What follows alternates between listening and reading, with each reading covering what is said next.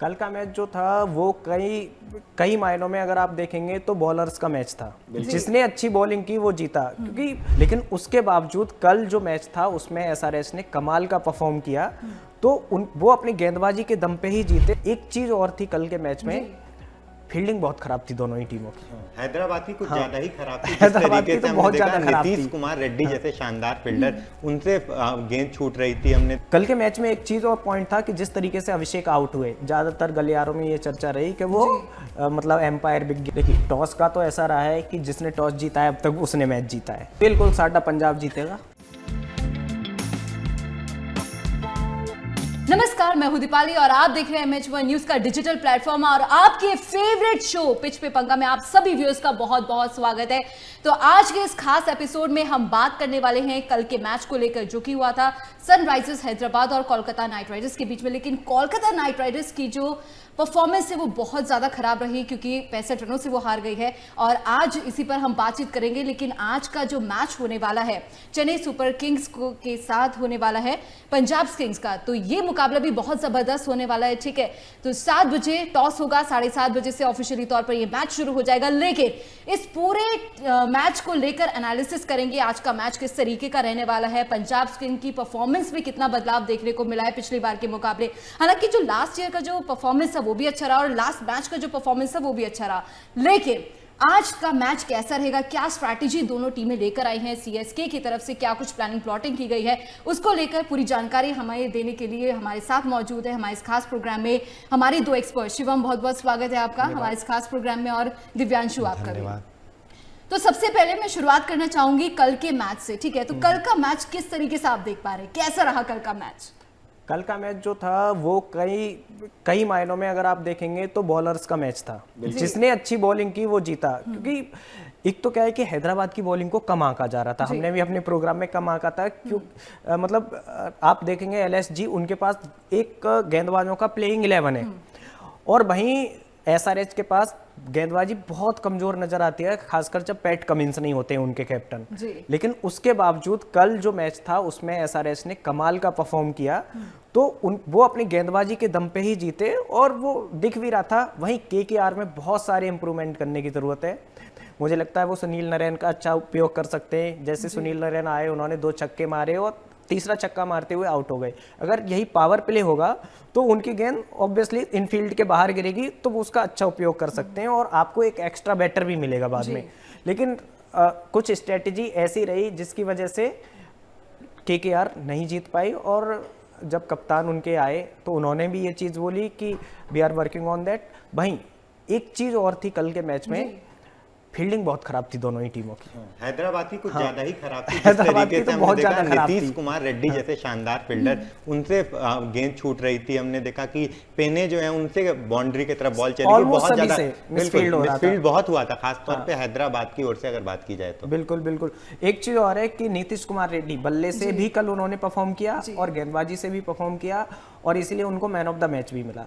और खासकर turning point था मैच का रिंकू सिंह का विकेट। अगर रिंकू सिंह 2 ओवर और खेल जाते तो शायद हो सकता है कि रिजल्ट कुछ और होता।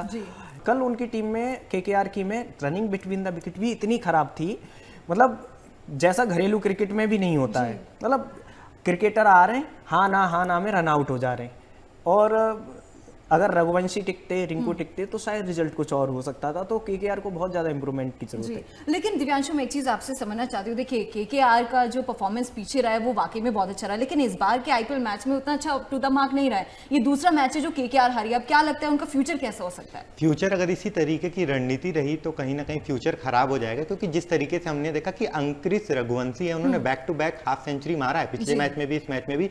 लेकिन जिस तरीके से उनकी रणनीति रही है, माइंडसेट कहीं ना कहीं बहुत कंफ्यूजिंग रहा है, क्योंकि बिटवीन द विकेट्स वो 3 बार आउट होने से बचे और चौथी बार वो आउट हो गए। वहां पे कैमरन ग्रीन के साथ कंफ्यूजन हुआ उनका, उसके बाद हमने देखा कि रिंकू के साथ कंफ्यूजन हो रहा है। बार बार हर दौरान हम देख रहे थे उनका जो है, रहाणे के साथ भी हमने देखा कि कंफ्यूजन हो रहा था। तो इस तरीके से अगर आप कंफ्यूजन क्रिएट करेंगे तो अपना भी विकेट गंवा रहे हैं, आप दूसरे भी खिलाड़ी को आप परेशानी में डाल रहे हैं। और कहीं ना कहीं अगर ओपनिंग की बात करें, जैसा आप बता रहे थे कि सुनील नारायण एक ऐसे गेंदबाज हैं कि सुनील नारायण बल्लेबाजी में बहुत बेहतरीन प्रदर्शन करते हैं, और जिस तरीके से उनका उपयोग हम बात कर रहे हैं जो अभी भारतीय टीम के कोच हैं गौतम गंभीर, उन्होंने केकेआर में कोचिंग करके जिस तरीके से उनका उपयोग किया था, उनसे ओपनिंग करवाते थे और वो फियरलेस ओपनिंग करते थे, बहुत अच्छी बल्लेबाजी करते थे। अब आप 8वें नंबर पर उनसे बल्लेबाजी करा रहे हो, 8वें नंबर पर आ रहे हैं, उनके दिमाग में इतना प्रेशर होगा कि इतना सारा टारगेट है, विकेट बचे नहीं है, वो विकेट संभालने की या बाउंड्री मारे। हालांकि वो अपने गेम के तरह ही खेले, 2 बॉल पे उन्होंने बैक टू बैक 2 छक्का मारा, लेकिन मुझे लगता है कि फिन एलन के साथ अगर नरेन ओपन करते हैं तो एक अद्भुत और एक अलग ही दृश्य होगा, क्योंकि दोनों ही खिलाड़ी बहुत आक्रामक बल्लेबाजी करते हैं। हमने देखा कल फिन एलन 5 गेंद में उन्होंने 28 रन मारा, बहुत शानदार बल्लेबाजी कर रहे थे और आउट हो गए। और ऐसे ही बल्लेबाज की जरूरत होती है पावर प्ले में। बिल्कुल। एक आंकड़ा और मैं आपको बता दूं, गौतम गंभीर जब कोच थे, है ना, इंडियन टीम से पहले केकेआर के, तो गौतम गंभीर हमेशा 2022 से सुनील नरेन से ओपन करवाते थे। उसका रीजन ये था कि सुनील नरेन को एक ही गेम आता है, हिट एंड रन, उनको मारना है और दौड़ना है। वो और विकेट पे नहीं दौड़ते हैं, वो खड़े खड़े चौके छक्के मार के स्कोरबोर्ड को दौड़ाते हैं। तो सुनील नरेन का वो उपयोग नहीं कर पाए। पहले मैच में भी हमने देखा ना वो ओवर डाल पाए, जब 19वें ओवर में उन्होंने विकेट लिया तब तक बहुत देर हो चुकी थी। तो केकेआर को मेजर स्ट्रेटेजी चेंजेस करने की जरूरत है। और अजिंक्य रहाणे ऑब्वियसली अच्छी फॉर्म में है, लेकिन अगर वन डाउन आएंगे तो ज्यादा बेटर होगा। सनराइजर्स हैदराबाद की बात करते हैं, जाहिर सी बात है उनका performance up to the mark रहा और पिछले मैच के मुकाबले उन्होंने जबरदस्त परफॉर्मेंस दिया है। लेकिन अभिषेक शर्मा का अगर रोल की हम लोग बात करते हैं तो कैसा रहा कल के मैच? जिस तरीके से हम बात करेंगे, ईशान किशन जो कैप्टन है, उन्होंने जो उनका रोल बनाया, हमने देखा कि तीसरे ओवर में उन्होंने गेंद थमा दी कि अभिषेक जाइए अब गेंदबाजी करिए। बेशक उन्होंने विकेट नहीं चटकाया, लेकिन ये एक रणनीति कहीं ना कहीं बहुत अच्छी है। जब आपको पता है कि आपने 227 का टारगेट दिया है, आपको जो है गेंदबाजी में बहुत ज्यादा मेहनत करना होगा, वहां पर उन्होंने रणनीति अपनाई, तीसरे ही ओवर में पावर प्ले में स्पिनर को देते हैं और जो कि मतलब पूर्ण रूप से गेंदबाजी करते नहीं है। तो वो कहीं ना कहीं स्ट्रेटेजी जो थी ईशान किशन की, मुझे लगता है वो बहुत बेहतरीन थी। और हमने एंड रिजल्ट देखा कि बाद में जो है रेड्डी आते हैं, विकेट चटकाते हैं, जयदेव ने 3 विकेट चटकाए। तो कहीं ना कहीं पावर प्ले में जो उन्होंने स्पिनर्स का उपयोग किया वो बहुत अद्भुत था। आपने अभिषेक शर्मा का पूछा, एक चीज और मैं बता दूं, कल अभिषेक फॉर्म में नजर आए और शुरुआत में हमने देखा कि अभिषेक रुक के खेल रहे थे। उन्होंने आते ही पहली बॉल से अटैक नहीं किया, जो कि उनका टेम्परामेंट है। तो ये दिख रहा है कि उन्होंने चेंजेस किए हैं अपने बैटिंग स्टाइल में भी। नहीं तो वो बंदा ऐसा था, पहली गेंद को निकल के मारता था और कई बार आपको ऐसे सफलता मिलती है, कई बार आपको सफलता नहीं मिलती है। कल के मैच में एक चीज और पॉइंट था कि जिस तरीके से अभिषेक आउट हुए, ज्यादातर गलियारों में ये चर्चा रही कि वो मतलब एम्पायर बिक गया, और ऐसी आप देखते हैं ऐसे कमेंट्स आने शुरू हो जाते हैं। सोशल मीडिया सबके लिए वास्ते जी। तो सोशल मीडिया पे था कि वो जो कैच था वो पहले टप्पा खा गई थी वरुण चक्रवर्ती के। तो मेरा मानना ये है कि देखिए, थर्ड एम्पायर के पास उस समय जो बेस्ट एंगल मौजूद रहते हैं उनके पीसीआर में, उसके अकॉर्डिंग वो देखते हैं। अब भाई उनसे ज्यादा टेक्नोलॉजी तो आप पे नहीं है, आप टीवी पे देख रहे हैं। तो अगर वो दे रहे हैं ये डिसीजन तो कुछ सोच समझ के 4 चीजें देख के ही दे रहे होते हैं। ऐसा नहीं है कि भाई वो आंखें बंद करके दे रहे होते हैं। रेयरली ही ऐसा डिसीजन होता है और मुझे भी लगा कि वो आउट ही था, है ना। तो इसलिए रिएक्शन अभिषेक शर्मा का भी ऐसा था कि नहीं मतलब निराश थे वो, बिल्कुल, लेकिन वो आउट थे। अच्छा, जाते जाते इस सेगमेंट को हम सम अप करते हैं कि मीम्स जो आए, ट्रोलिंग जो हुई, वो कैसे देखते हैं आप? किस तरह की ट्रोलिंग सोशल मीडिया पर हुई है? क्योंकि कोई भी टीम हारती है, चाहे वो केकेआर हो, सीएसके हो, एसआरएच हो, ट्रोलिंग इज अ मस्ट। बिल्कुल। किस तरह की ट्रोलिंग हुई, क्या लगता है आपको? धुरंधर मूवी को शाहरुख खान ने प्रमोट नहीं किया और उसके बाद लोग मीम चला रहे थे कि धुरंधर को शायद प्रमोट कर दिया होता तो केकेआर का जो प्रदर्शन है और बेहतर होता। और इसीलिए बहुत एक बड़ा वर्ग धुरंधर को प्रमोट ना करने की वजह से या Shahrukh Khan and team social media पे ना लिखने की वजह से लोगों ने बहुत ज़्यादा ट्रोलिंग की। और शाहरुख खान के बहुत सारे निकनेम है, मैं बोल नहीं सकता ऑन रिकॉर्ड प्रोग्राम में, तो उन नाम्स के मीम्स को लेके एक बाढ़ आई हुई थी कि ये देखो ये देखो ये देखो। हालांकि प्लेयर नहीं चाहते हैं ऐसा, रिंकू सिंह से लेकर अजिंक्य रहाणे से लेकर वो नहीं चाहेंगे, कोई भी नहीं चाहेगा कि उनकी टीम हारे, लेकिन वो एक इम्पैक्ट बन जाता है कि जैसे प्रीति जिंटा ने सपोर्ट किया धुरंधर को, और भी कई सारे मुद्दों पे वो सपोर्ट करती रहती हैं। एक उन्होंने स्टोरी भी लगाई थी कि आप जिस देश से प्यार करते हैं या तो उसे सपोर्ट करना सीखें या तो जिस देश को सपोर्ट करते हैं उस देश में जाएं। तो वो वहां से कहीं ना कहीं जो ऑडियंस होती है ना, उसको लगती है कि नहीं ये तो मेरी बात कर रहा है, वो कनेक्टेड फील करती है। हाँ, ऑडियंस वो कनेक्शन फील करती है और उसके बाद क्या होता है कि वो चीयर्स करने लग जाते हैं। वो कहीं ना कहीं मिसिंग था। बिल्कुल। दिव्यांशु क्या कुछ कहेंगे क्लास? कहीं ना कहीं एक शर्मनाक बात है कि एडन गार्डन जो आपका होम ग्राउंड है वहां पर आप हारते हैं और छोटे मोटे रन से नहीं, 62 रन के 60 रन के नंबर से आप स्कोर हारते भी हैं। बड़ा नहीं था ग्राउंड के बिल्कुल, according। और छोटा ग्राउंड है, वहां पे आप अच्छा कर सकते हैं, आपके पास एक से एक दिग्गज खिलाड़ी हैं, बल्लेबाज एक से बढ़कर एक है, वहां पर आप हारते हैं तो कहीं ना कहीं एक शर्म की बात हो जाती है। पहला मुकाबला भी आप हारे, दूसरा मुकाबला भी आप हार रहे हैं और दूसरा आपके होम ग्राउंड में, तो कहीं ना कहीं रहाणे को यहाँ से सीख लेनी चाहिए। और मैं रहाणे की बल्लेबाजी, हालांकि पिछले मैच में उनकी टीम हार गई थी लेकिन उन्होंने 67 रन की पारी खेली थी, लेकिन इस मुकाबले में वो बहुत अंडर कॉन्फिडेंट नजर आ रहे थे। जिस शॉट से वो आउट हुए वो भी बहुत निराशाजनक मैं कहूंगा, क्योंकि इस तरीके का आप शॉट खेल रहे हैं, आप बहुत अंडर कॉन्फिडेंट, एक छोर से फिनैलन ताबड़तोड़ बल्लेबाजी कर रहे हैं और दूसरे छोर से आप इतना अंडर कॉन्फिडेंट होकर इतना डिफेंसिव खेल रहे हैं कि कहीं ना कहीं जो आपके प्लेयर थे उनका भी कहीं ना कहीं मनोबल गिरेगा, क्योंकि इतना बड़ा स्कोर है और वहां पर आप सोचें कि आप डिफेंस करेंगे, एंकर रोल निभाएंगे, तो हर मैच में वो संभव नहीं है। जब आपके पास 227 का टारगेट है, वहां पर 9 नंबर तक बैटिंग है आपके पास, वहां पर आप सोचिए 8 नंबर पे आ रहे हैं आपके पास सुनील नरेन। बिल्कुल, इससे बड़ी बात क्या हो सकती है, इससे ज्यादा डेप्थ में बल्लेबाजी किस टीम में होगी? वही तो बिल्कुल, लेकिन उम्मीद करते हैं कि कोलकाता नाइट राइडर्स जो है अगले मैच में अच्छा करेगी, उम्मीद करते हैं। बिल्कुल परफॉर्मेंस और स्ट्रैटेजी में कहीं ना कहीं बदलाव देखने को मिलेगा। चलिए अब आज के मैच की बात कर लेते हैं जो कि बहुत इंपॉर्टेंट होने वाला है। आज क्या लगता है, पिच पर पंगा होगा या नहीं? बिल्कुल साडा पंजाब जीतेगा। आपको क्या लगता है? बिल्कुल पंजाब ही जीतेगा। बेशक आज चिदम्बरम ग्राउंड में, चेन्नई के होम ग्राउंड में मुकाबला है, लेकिन कल की तरह मुझे भी यही लग रहा है कि आज जो है होम ग्राउंड वाली टीम यानी कि चेन्नई मुकाबला हार रही है, क्योंकि रणनीति खराब है, प्लेयर्स फॉर्म में नहीं है और कहीं ना कहीं धोनी का टीम में ना होना इंजरी की वजह से एक बहुत बड़ा मतलब एक कारण बन रहा है कि रणनीति में कहीं ना कहीं कमी नजर आ रही है। बिल्कुल, तो हम कह सकते हैं कि सीएसके बिना धोनी के कुछ भी नहीं है, हम इमेजिन नहीं ऐसा नहीं है। देखिए क्या होता है कि ये बहुत सारी इंटरनेशनल टीम्स ने भी किया है और बहुत सारी दूसरी टीम्स ने भी किया है। मैनेजमेंट अपने हिसाब से हमेशा बेहतर सोच रहा होता है, लेकिन कहीं ना कहीं आपको एग्जीक्यूशन की कमी नजर आती है। तो जब एग्जीक्यूशन की कमी होती है तो चीजें लाना चाहता है मैनेजमेंट, वो वैसे दिखती नहीं है। फॉर एग्जांपल धोनी का रिप्लेसमेंट इनको पहले से लेना चाहिए था, अब इन्होंने बहुत लेट आते आते टीम में शामिल किया संजू को। संजू का वो कनेक्ट नहीं है, संजू की कमजोरियां पता है, राजस्थान से मैच हुआ, संजू जल्दी आउट हो गए।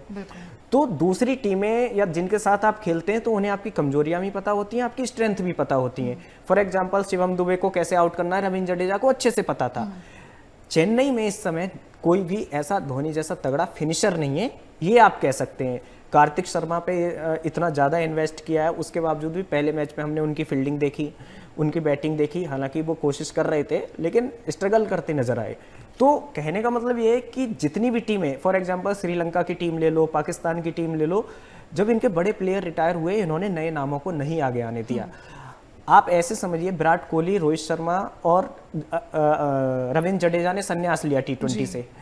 आज की T20 टीम को आप देखिए, उसके बाद हम एक सीरीज नहीं हारे। तो टीम में हमारी बेंच स्ट्रेंथ इतनी मजबूत है। आईपीएल में जिस टीम की बेंच स्ट्रेंथ मजबूत नहीं होती है वो टीम हमेशा अंडर परफॉर्म करेगी ही करेगी। कहीं ना कहीं चेन्नई के साथ एक और दिक्कत रही है कि चेन्नई की टीम एक समय ये था कि सारे मतलब एक्सपीरियंस या कहें बुजुर्ग खिलाड़ी टीम में भरे थे, रैना थे, धोनी थे, अश्विन थे, जडेजा थे, मतलब एक ब्रावो थे, सारे मतलब एक्सपीरियंस खिलाड़ी जिनके पास या तो रिटायरमेंट है इंटरनेशनल क्रिकेट से और एक्सपीरियंस से भरा हुआ। और आज ऐसी स्थिति है कि एक भी एक्सपीरियंस खिलाड़ी नहीं है, उस तरीके का एक्सपीरियंस खिलाड़ी नहीं जिसके पास इंटरनेशनल में बहुत ज्यादा तजुर्बा हो, जो कमान संभाल सके और जो एक अच्छी रणनीति के साथ टीम को आगे ले जाए, वो लैक करती है चेन्नई की टीम। आप नए बच्चों की टीम को बना रहे हैं, अब नए बच्चों की टीम पे कैसे इन्वेस्ट किया जाता है ये मुझे लगता है राजस्थान और दिल्ली की टीम से सीखना चाहिए। बिल्कुल, पंजाब से भी सीख सकते हैं, पंजाब से भी सीख सकते हैं। पंजाब की टीम में आपको मैं बताता हूँ, दीपाली सिखाएगी भी उन्हें कैसे करते हैं। पहले मैच में भी पंजाब ने सिखाया है। प्रभ सिमरन को देख लीजिए, प्रियांश आर्या को देख लीजिए, हमारी T20 टीम में नहीं है श्रेयस अय्यर, उनको देख लीजिए। कोई भी प्लेयर आपको ऐसा नहीं लगेगा जो घरेलू टीम का जो अंडर परफॉर्म हो या ऐसा करता हो कि नहीं ये धोखा दे सकता है। शशांक सिंह है ना, आउटस्टैंडिंग टीम है पंजाब की। अर्शदीप और चहल कमाल की गेंदबाजी करते हैं। तो पंजाब का पलड़ा आज भी भारी है। पंजाब का पलड़ा आज भी भारी है। लेकिन टॉस की अगर हम लोग बात करते हैं आज, क्या लगता है? देखिए टॉस का तो ऐसा रहा है कि जिसने टॉस जीता है अब तक उसने मैच जीता है, हर बार तो यही होगा। हाँ, लेकिन आज का जो यहाँ का ग्राउंड है वहाँ का थोड़ा रिकॉर्ड अलग रहा है कि टॉस जीतने वाली टीम 47% मैचेस ही जीती है, तो जो टॉस हारती है वो टीम ज्यादा मुकाबले ग्राउंड पे 53% उसने जीता है। तो यहाँ पे 50-50 आप कह सकते हैं। टॉस उतना मायने नहीं रखता है। जब अगर ओस आई रात में तो थोड़ा बारिश को लेकर, हाँ, या बारिश होती है तब अलग मूवमेंट मिल सकता है। अगर बारिश होती है तो स्विंग मूवमेंट रहेगा, और अगर बारिश नहीं होती है, ओस आती है, तो फिर गेंद ग्रिप करने में प्रॉब्लम होगी गेंदबाजों को, तो वो एक देखने वाली बात होगी। लेकिन इसीलिए यहाँ पे जो सेकंड बैटिंग करती है उसका परसेंटेज ज़्यादा है, तो मुझे लगता है कि दोनों टीमों के लिए 50-50 चांस है। टॉस और पिच को लेके उतना नहीं कर सकते, जो अच्छा परफॉर्म करेगा वो जीतेगा। कहीं ना कहीं स्पिनर्स को भी बहुत मदद मिलती है इस पिच में, और जिस तरीके से उन्होंने अपनी टीम के एक महत्वपूर्ण स्पिनर को खो दिया राजस्थान के टीम में, हम जडेजा की बात करें, वो होते तो अलग दृश्य होता, क्योंकि इस ग्राउंड पे जब चेन्नई में एक छोर से रविंद्र जडेजा और एक छोर से रविचंद्र अश्विन गेंदबाजी करते थे, उन्होंने तबाही मचा दी थी आईपीएल में, और इस ग्राउंड में स्पिनर्स का कहीं ना कहीं बोलबाला रहा है। और पंजाब के पास चहल है, पंजाब के पास अच्छी स्पिन, सबसे ज्यादा विकेट टेकर आईपीएल के, तो दिक्कत तो होगी चेन्नई की और बहुत ज्यादा होगी। अच्छा, ब्रेविस की एब्सेंस मिस करेंगे? बिल्कुल, बहुत ज्यादा। डिवॉल्ट ब्रेविस की एब्सेंस, वो 4 नंबर पे आके ऐसे ताबड़तोड़ बैट्समैन है जैसे ट्रिस्टन स्टब्स ने पिछले मैच में करके दिखाया। आप देखेंगे कि समीर रिजवी लीड कर रहे हैं दिल्ली को, ट्रिस्टन स्टब्स अपने आप को इंटरनेशनल क्रिकेट में एस्टेब्लिश कर चुके हैं, है ना। वो चाहते तो उनसे भी तेज खेल सकते थे, बट उन्होंने एंकर रोल अदा किया, तो सेम तरीके से आप बोल सकते हैं कि कहीं ना कहीं मिस तो करेंगे। और 4 नंबर पंजाब की ओर देखें तो इतना स्ट्रांग है, कूपर कूनली पिछले मैच में 72 रन की पारी खेली थी, तो जो अगर हम बात करें batting order, top order Punjab का बहुत ही ज्यादा अगर कूपर कॉनली बन डाउन आते हैं तो 4 नंबर सीरियस आएंगे, और सीरियस बन डाउन आते हैं तो कूपर कॉनली। बिल्कुल, वो डिपेंड करता है कि लेफ्ट एंड राइट कॉम्बिनेशन। बिल्कुल। लेकिन देखना होगा कि आज के मैच में कितना पंगा होगा और किस तरीके से होने वाला। लेकिन जाते जाते क्या कुछ कहेंगे दोनों टीमों को, स्पेशली सीएसके को? सीएसके में तो मेरी तरफ से तो मैं कहूंगा कि बहुत सुधार की जरूरत है। सीएसके फैंस निराश ना हो, एक चीज मैं आपको बताता हूं, कहीं ना कहीं संजू सैमसन और गायकवाड़ को चलना पड़ेगा। अगर आज का मैच जीतना है तो किसी एक को बड़ी इनिंग खेलनी पड़ेगी और टिका रहना पड़ेगा। अगर आप अच्छा स्कोर नहीं करेंगे तो आप गेंदबाजों को कहीं ना कहीं चांस देते हैं कि वो बेचारे कितनी ही मेहनत करेंगे। तो संजू सैमसन या ऋतुराज गायकवाड़ को खड़े होकर बड़ा स्कोर करना पड़ेगा, तब चेन्नई का बेटर चांस बनेगा। बाकी पंजाब की टीम तो है ही बिंदास, बल्ले है। हाँ बल्ले। तो पंजाब की टीम के लिए तो क्या ही बोलूं, अच्छी टीम है और लगातार कॉन्टिन्यूसली ऑन ट्रैक पे 2 सीजन से ऑन ट्रैक के साथ है और बहुत अच्छा परफॉर्मेंस है। दिव्यांशु क्या कहेंगे? इस पिच पे हाईएस्ट स्कोर 246 रहा है, तो इसके हिसाब से मुझे लगता है कि चेन्नई के 2 खिलाड़ियों को अच्छा करना होगा, ना सिर्फ अच्छा, एक सेंचुरी या फिर 70-80 रन की पारी और एक हाफ सेंचुरी बहुत इंपॉर्टेंट है अगर आपको जीतना है, क्योंकि आपकी विपक्षी टीम में क्योंकि आपकी विपक्षी टीम में एक से बढ़कर एक खिलाड़ी है और टॉप ऑर्डर बहुत ज्यादा स्ट्रांग है, मिडिल ऑर्डर भी स्ट्रांग है, तो रन बहुत बनेंगे, बैटर्स को भी मदद मिलती है यहाँ पे। तो टॉस जीतना भी इंपॉर्टेंट है चेन्नई के लिए, बैटिंग में सुधार करना है, गेंदबाजी में सुधार करना है, रणनीति बदलनी है, तो सिर्फ और सिर्फ शुभकामनाएं दे सकते हैं चेन्नई को, क्योंकि टॉप टू बॉटम उनको सिर्फ और सिर्फ सुधार की ही जरूरत है। बिल्कुल उम्मीद करते हैं कि आज जी लाइव टू लाइव हम लोग ग्राफिक्स के थ्रू मैच अपडेट्स भी डालते रहेंगे सोशल मीडिया पे MH1 न्यूज के। जी बिल्कुल। अब देखते हैं कि आज का मैच कितना जबरदस्त होने वाला है। देखिए फॉर श्योर, जैसे कि हमारे एक्सपर्ट से खासतौर पर ये बताया कि पंजाब किंग्स जो है ऑन ट्रैक पे है, कॉन्फिडेंस बहुत अच्छा है, परफॉर्मेंस भी जबरदस्त दे रही है, लेकिन सीएसके के लिए यानी कि चेन्नई सुपर किंग के लिए ये मैच कहीं ना कहीं बहुत ज्यादा चुनौतीपूर्ण हो सकता है। चैलेंजेस जरूर आएंगे, लेकिन किस तरीके से आज का सीक्वेंस रहने वाला है, मिडिल ऑर्डर की बात करें, टॉप ऑर्डर की बात करें, लोअर ऑर्डर की बात करें, ये देखना बहुत जरूरी है। चलिए फिलहाल के लिए बहुत बहुत धन्यवाद, आप हमारे साथ जुड़े इस खास प्रोग्राम में। तो आज शाम के 7 बजे तक का इंतजार करना पड़ेगा, क्योंकि 7 बजे होगा टॉस और 7:30 बजे होगी मैच की ऑफिशियली शुरुआत। देखते हैं कि आज कितना पिच पे पंगा होता है। फिलहाल के लिए मेरे साथ इस खास कार्यक्रम में बस इतना ही। देखते रहिए पिच पे पंगा, MH1 न्यूज का डिजिटल प्लेटफॉर्म। ऐसे बहुत सारे एपिसोड्स आपके लिए लाते रहेंगे। दीजिए मुझे इजाजत, नमस्कार।